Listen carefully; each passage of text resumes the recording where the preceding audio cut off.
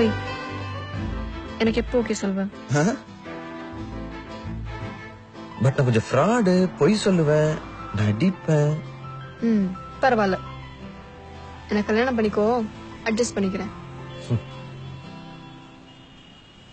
நான் கல்யாணம் பண்ணி போற பொண்ணு முன்னாடி ஃபர்ஸ்ட் டைம் நிக்கிறேன். எப்படி உன்னை ஓகே சொல்ல வைக்கிறதுக்கு 6 மாசம் ஆயிடுச்சு. இதுக்கு மேல நான் வெயிட் பண்ண முடியாது. சோ டக்குன்னு சொல்லிட்டு நாளைக்கு கல்யாணம் பண்ணிக்கலாமா? Double okay.